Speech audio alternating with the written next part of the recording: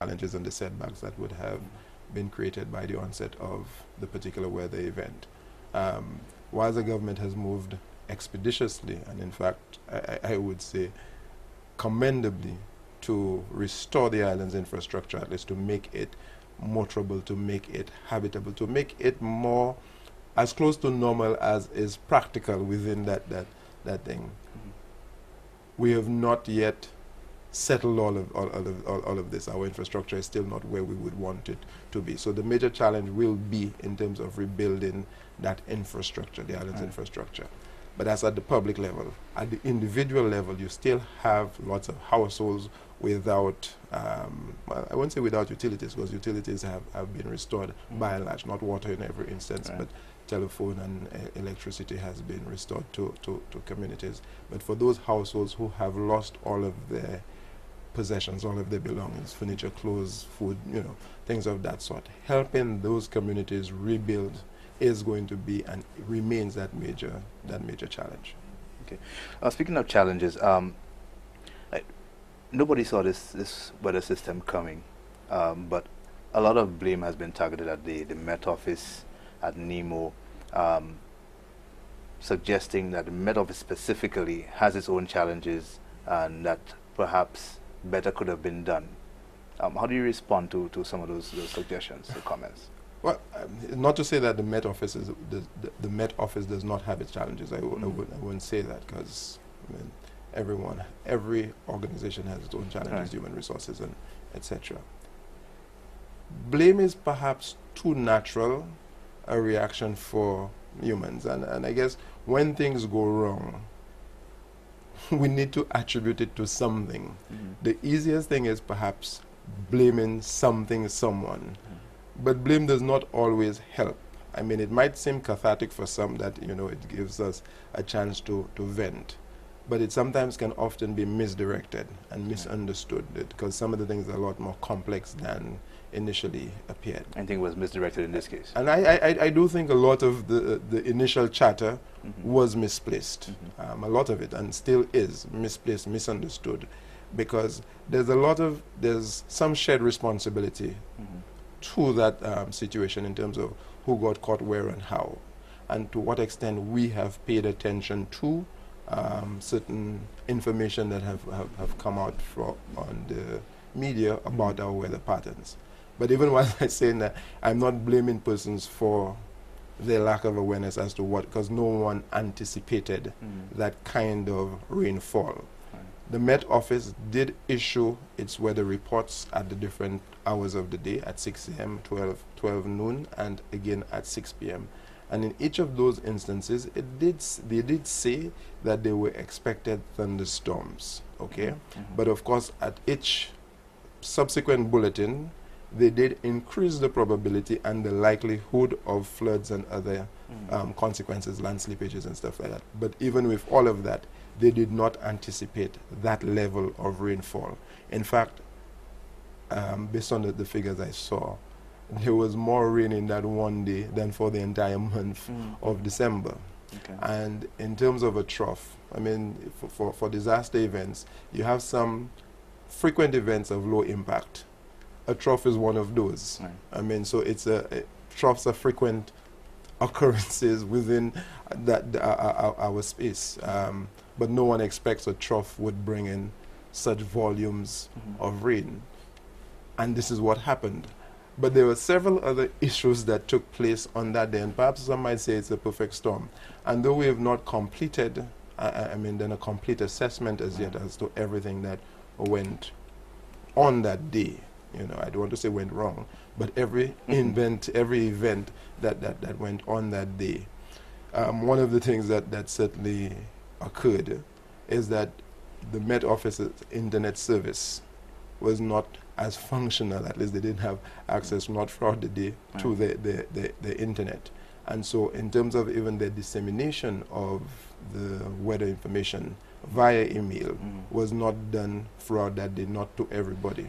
So while they did send out the fax bulletins to the radio stations, those persons who are normally on the mailing list to receive the weather updates. Not everyone received it, including those at NEMO headquarters. They did not receive at NML. And so those little things created for that kind of, if you will, for want of a better, let's say, breakdown in communication, because not everyone was on the same page, because not everyone was receiving the same levels of information in real time for them to be able to make the appropriate decisions and announcements. So that is one issue.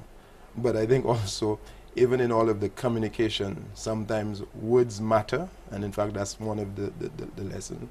Words matter, and we have to sometimes be very careful in terms of the choice of words, and even our understanding, and perhaps sometimes more explanations are required when we state certain things.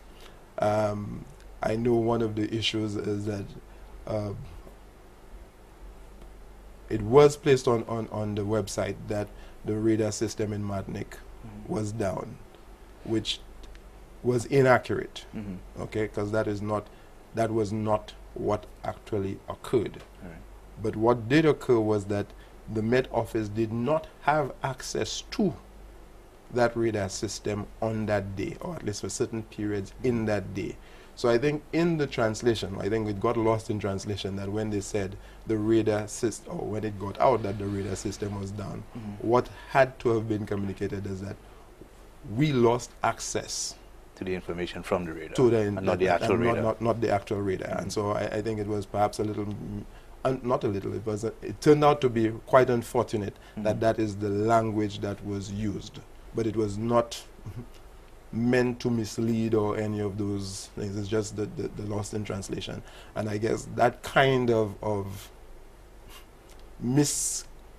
lack of specificity, okay, in terms of technical correctness, caused that further inflammation of public reaction to what occurred or did not occur in terms of the earlier notifications. Let's talk a little bit more about technical correctness.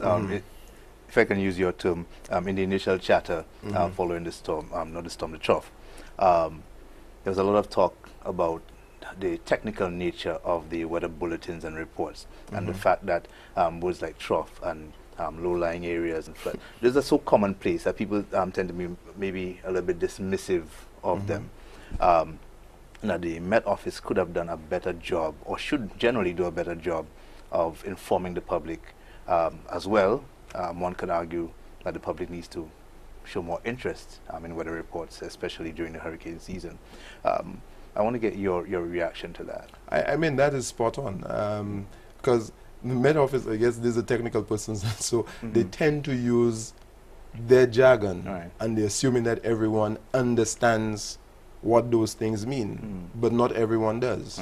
And so we need to find, and I think the Prime Minister has mandated, and he had made that request earlier in the year, that even the Met officers, that we keep putting out all these bulletins, but only in English, but we have a large Creole-speaking population who may not understand what is being said. I mean, I don't want to be even dismissive of that, but at least to explain to the public in Creole what is expected, what do those things mean. And so there is certainly there's an obvious need for the Met Office, for NEMO, likewise. I mean, I include NEMO, there's the whole disaster management system, to be a lot more explanatory in the bulletins, so that people could take the necessary precautions. You know, I don't know if that is a good or bad, that after the Christmas trough, I mean 2 days ago or yesterday, the similar weather report came out, and people say a trough, and so persons now became more concerned that does that mean we should close down offices and stuff like that, because they now associate a trough with such volumes of rainfall. And as it turned out, it didn't. But it is not to mean that we should be ever dismissive of the weather and those reports. Some persons in particular areas should be obviously more mindful of the weather situation given where they are. So if you're in a low-lying area, you certainly should be concerned about floods, versus if you're living on a hill. Well, I shouldn't even quite put it that way, because you're still susceptible. You're still susceptible because you might need to cross a low-lying area, cross a river to get up to that hill on which you live. So you have to be mindful or pay attention to floods. But even those on hills can be, and we need to note that too, can be susceptible to floods or to water damage, because the water will come from on top and go down. So in addition to the land slippages from the hills, they too can be susceptible or vulnerable to water. You know, and so all of these things, the whole society, the whole community really needs to take a lot closer look, or pay closer attention to. Now, we were supposed to have Mr. Hubert Pierre, the disaster coordinator of the St. Lucia Red Cross, with us this evening. Still hoping he'll join us at some point. But during the initial coverage that was broadcasted by DBS, we did do an interview with him. And one of the subjects that came up was, while we focus on the immediate and physical response or needs of the victims, there's an aspect that often goes is overlooked, that is the psychological impact of those disasters. You were talking earlier about the fact that people hear the word trough now and it triggers a different reaction. There are certain people in key areas that it's going to cause a totally different and more extreme reaction. Those people who have been hit by Hurricane Thomas and Debbie and this latest trough. But from the government or the Ministry of Health's perspective, how serious are we taking the psychological or emotional impact of these disasters, and what is in place to help those persons impacted or the victims to overcome the trauma? I mean, it is a serious enough issue, and it is recognized. While the ministry, we have not developed I should say not developed, we don't have the same program in place for adults as we do for children, because I want to point out to the Return to Happiness program that is in place for young people. Okay, I'm not familiar with that program. Yes, well, there is a program, and that's why even in terms of the disaster relief, or when we're asking for assistance and support, we're asking persons to donate toys. So it's a Return to Happiness. Yes, it's a Return to Happiness program, because young persons are psychologically traumatized by such events. I mean, my own daughter the night was crying, I mean, with all the thunder and the lightning and stuff. I know some other adult female, I mean, I don't know if it's just females, but certainly some adult female friends of mine who told me how terrified they were when they were hearing all the, you know, the thunder and seeing all that lightning flash and then stuff like that. So imagine young children hearing those kinds of sounds with that fury, the impact it had on them. Animals, I mean, because this is another issue that we often ignore. But for many animals, they are petrified. I mean, we have dogs as should be securing us, but during those times, they too are as petrified as anything else, needing shelter, needing comfort. So these events do have some serious psychological marks and leave scars on individuals. And I was pointing out that there is a Return to Happiness program where you do that kind of counseling and debriefing with the children. I mean, that's why the toys are important. There is some effort by the Ministry of Health to try to counsel, at least certainly those in ancillary canneries in the more heavily affected areas, to give them some counseling, grief counseling, to see how they could restore, return to some, say normalcy, but to help them cope, you know, with the disasters. But even while we're doing that, and we tend to focus on the badly hit communities, there are other areas, other parts of the island that were not as badly hit, but those individuals in those areas are as badly hit or affected. Because if I'm in a household that is flooded, I am as much a victim as anyone else in another part of the island. So I'm referring to examples of persons who live in Touge, in Marshall, in the Marshall area, who get flooded. I mean, we don't focus on these communities because these were not the hardest hit communities. We talk a lot of Bexon canneries and stuff like that, but you have lots of other areas in Library, virtually around the island, where persons did feel the impact of this, and it can change how we live, how they live. And in fact, this is what cultures are about in any event in terms of human behavior, because if storms and a lot of flooding our own responses, our own behavior, how we build, how we live, where we settle, Right. will likewise change. So it will have those impacts. Not all of it will be felt or seen immediately, but certainly down that road, we will see more, or certainly feel the impacts of those. Some of which we may not even we might not have immediately attributed to that particular event, but no doubt will. Speaking of some of those other communities, perhaps not as hard hit as Canries and Anstey and Bexar, I had the opportunity to go to Millet today at the behest of some of the residents down there.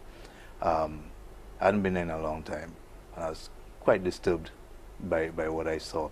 And the residents there feel like they've been totally forgotten from since Hurricane Allen up to now, this latest incident.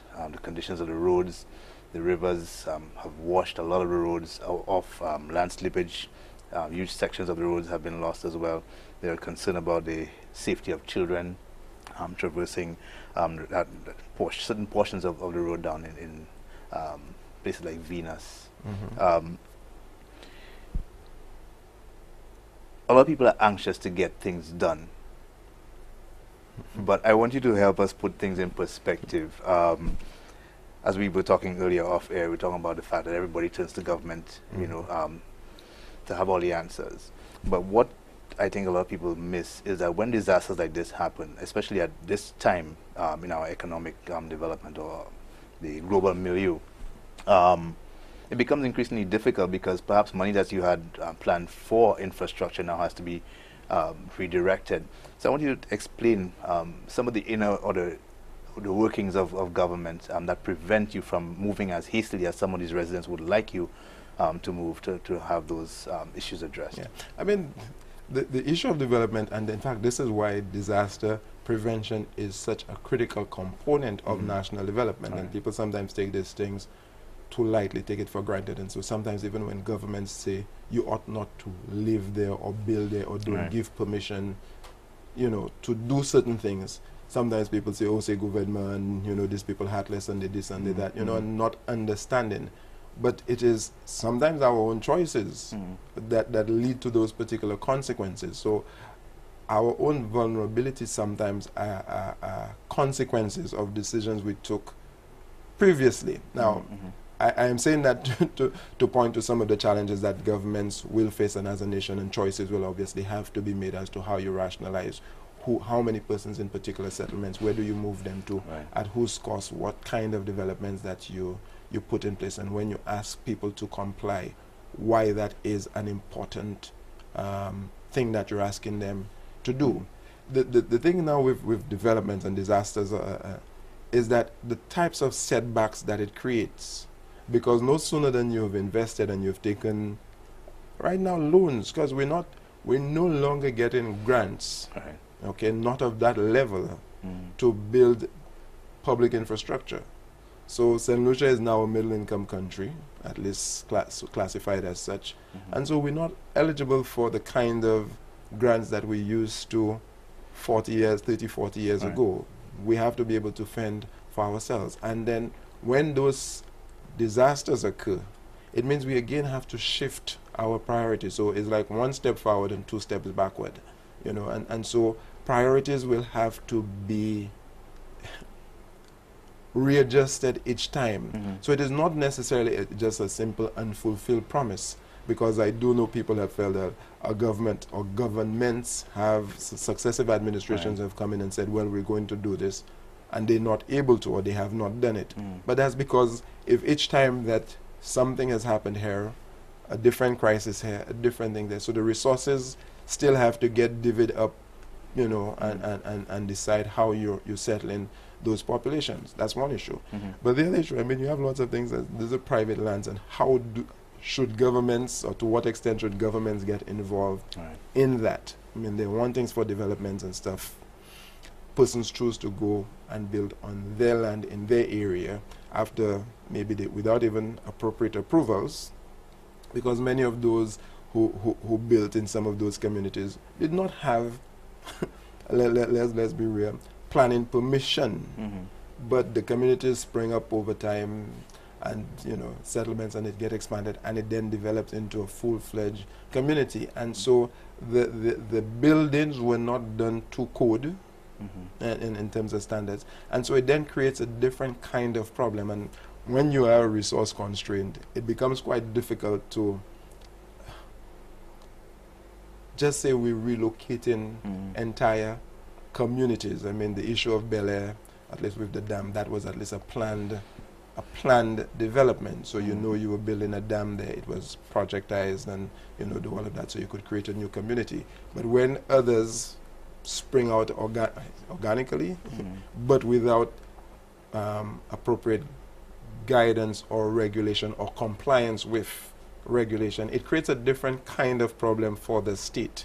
And this is what people must understand. And I know that that would not come if I'm a resident of Venus. I know that answer wouldn't comfort me, because I want relief. But it is to understand that global. All of that understood and aside, what excuse can you offer for roads not being repaired for 10, 20 plus years? Person say that, I'm not certain if that is quite as accurate, because I saw your news program, and if the roads have been there for 20 years, and then maybe the roads were built strong enough, and there's need to get around to those. But then that's an issue for the Ministry of Infrastructure in terms of their prioritization, and because in those things you're going to have to decide how many people how many residents in a particular community, for you to decide where is private versus what is a public, and who should take responsibility for building that infrastructure. So as an example, and I mean, I know that is a contentious enough issue. Persons build in private areas, from private developers, and then as soon as they build, then they'll turn to and say, well, the government need to fix my road, or they buy the land cheap, knowing that it does not have the requisite infrastructure. And then as soon as they've built and they face the inconvenience of it, they're now going to turn around and they say to the state, you should put the road there, as opposed to paying for it with the appropriate, ensuring that the developments are, appropriate, if appropriate drainage infrastructure and stuff like that. It might mean the price of the land might go up a little. But then you're making an investment, securing your own investment. So these are kinds of challenges and issues that we have to resolve. So I don't know that that's an answer, but these are the issues that need, or part of the issues at play in determining which roads, which areas will get what kinds of attention within what time frames. I mean, certainly the agricultural feeder roads in those agricultural communities, when bananas, they did get attention. But if now these are not used for that particular purpose, if those roads or areas are converted for other use, then it shifts in terms of priority, from one thing to something else. So, I mean, these are issues that obviously need to be resolved. Right. I'm glad you brought up agriculture. The Prime Minister, in his initial statement following the trough, gave a bit of a breakdown of how it affected different sectors. In the case of agriculture, I'm referring to his speech here, it says, agriculture has suffered badly. According to initial estimates, there was 30 to 40% damage to banana fields, 90% damage to vegetables, 5% damage to tree crops. Additionally, some 90% of all ponds have suffered varying degrees of siltation. Immediately after that, we interviewed the president of the Chamber of Agriculture, who made a bit of a controversial statement, suggesting that perhaps the trough and the resulting flooding and the impact on agriculture was a bit of a blessing in disguise. It presented, and I'm paraphrasing, an opportunity to make over the agriculture sector, for lack of a better phrase. I want to get your reaction to that statement. Is it a fair assessment? That's an opportunity for rebuilding the agricultural sector? Yeah, taking a different approach, because apparently what we've been doing before hasn't been working. I don't know if I want. Every crisis presents an opportunity, so I will accept that line of reasoning, that if we have a crisis, let's use it as an opportunity to improve, to do better, to look at our own habits, and because the whole agricultural system is not just the farm or on-farm, on-site issues. They have a whole chain, value chain that we have to deal with if we're going to look at our agricultural performance. So from that vantage point, I will accept. I could go along with that argument as a chance for us to look so at. at what point do you depart? No, that I don't know that we're not doing with agriculture, because the sectors that have been affected is diverse. Because you'd see poultry, you'd see livestock, you'd see farming, you'd see shrimp, and stuff like that. So that suggests an attempt at diversification of your agricultural product. So if we are diversifying our agricultural product, which is what I think the chamber would want, I don't know that that is a bad thing, a bad cause that we were on. So from that point, I want to be, I want to step away from the notion that we weren't doing right in agriculture. Okay, our own farming and productivity levels is another matter. The size of our farms and the scale of production and the unit. I mean, these are all things for farmers, for us to look at. All of which are issues that he did bring up. Yes. So from that vantage point, yes, I could certainly see some merit in that view.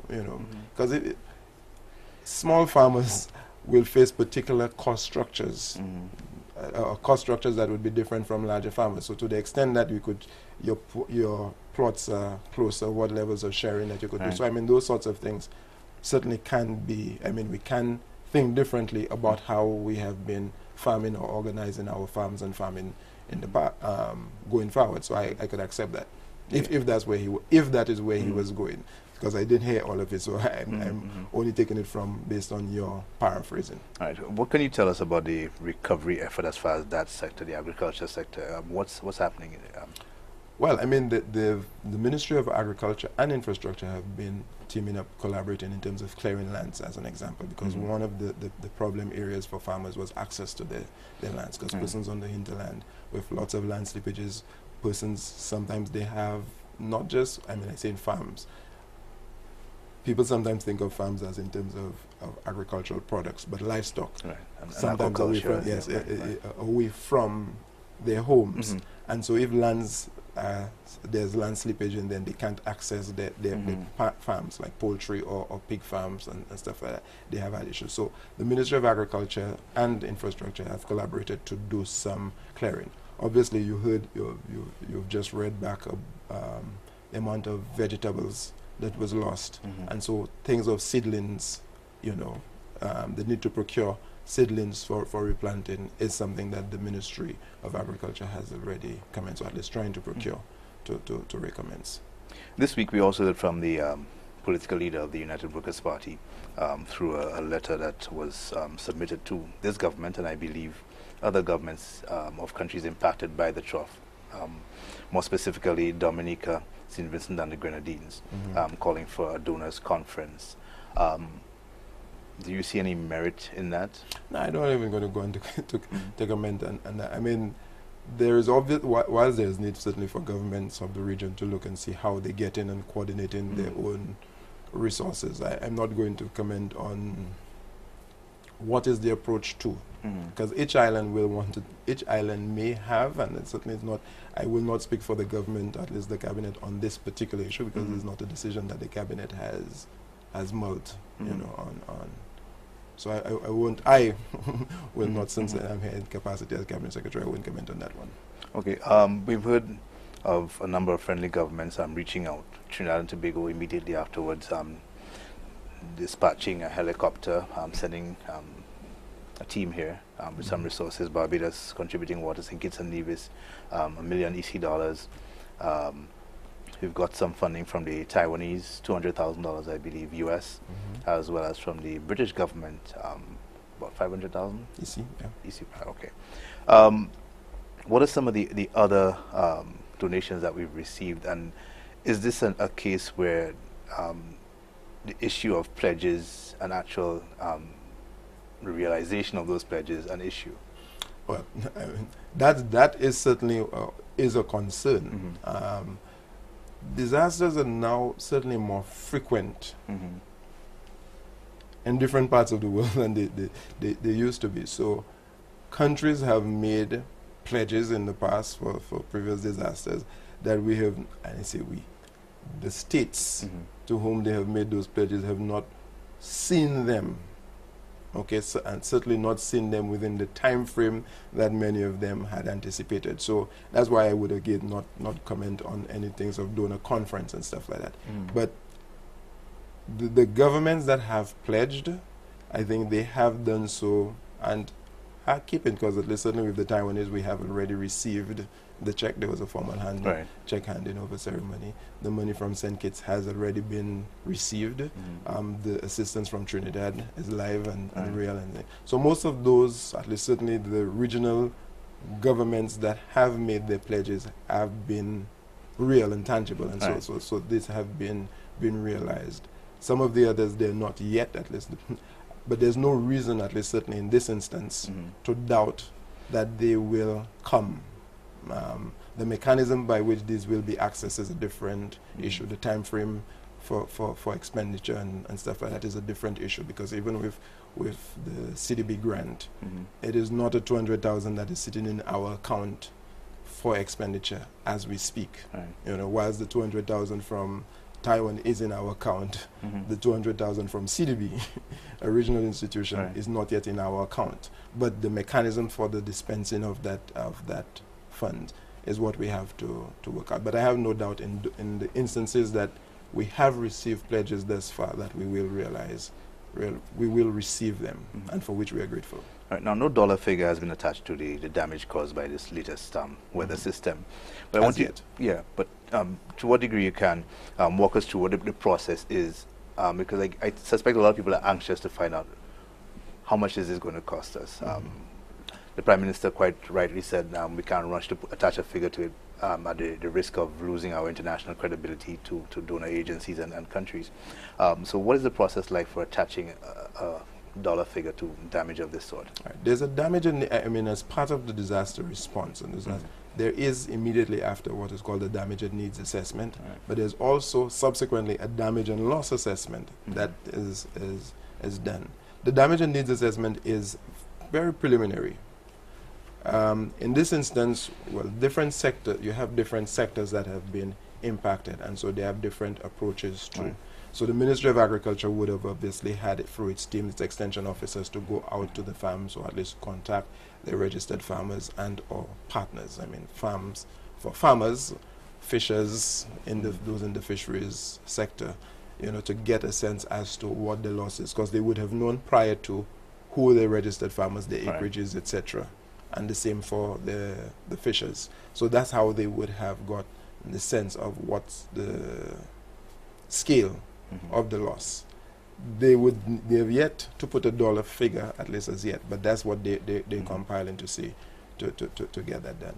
On the infrastructural side, you have had two teams to do assessments. You have had the team of engineers from the Ministry of Infrastructure to go out and do that, as well as a team from the Association of Professional Engineers in St. Lucia to go out and do that similar assessment. So they've gone out to look at the damages, and to the extent that they can, at least some figures, or it's easier for some to attach an expected cost for some activities. So a building, this is the square footage, this is the size of that building. You could simply say, well, based on that square footage, by that cost of construction, we could compute a figure. But for a bridge that might have cracked, they have a little more work to do in terms of the soil structure, how you're going to assess it, how deep you would have to go. And so that is taking a little longer time. But that is the process that is generally used to calculate that from those issues. But you also have families that you have to go back to, because this is the importance of the district disaster committees, because they too are going out into the district disaster committees. Likewise, Red Cross isn't there, but likewise Red Cross, because they too are to go out into the communities and conduct that assessment. So they visit the households, find out how many persons are or were in that household, what exactly were the contents of the house, what did they lose, etc., etc. Because people might just simply think, say you lose feed. So you had seeds as an example. So the loss was not just the seeds that you've lost, because it might take you 6 months to grow, to plant and to harvest. And so what is the impact of that 6 month lost production? So this is that process. And so it's not today for tomorrow snap finger, and we get those figures, you know, out right away. So that is that. I mean, crudely, the process that which is why I'm based asking, because I think a lot of people suspect or expect that it would be an immediate figure that you just pull out of the air. No, you wouldn't be able to pull out. You could simply say, well, you could say 5 bridges were washed, or 3 bridges were damaged, or 3 roads were, you know, we could say that as a descriptor. Right. But in terms of the extent of the rehabilitation work, that would be required, because the loss is not just but it's the replacement. Okay. We'll talk a little bit more about that. We're due for a break. You're watching Newsmaker Live with me, Kendall Burton. Our guest this evening, Mr. Darrell Montrop, the Cabinet Secretary. We'll be right back.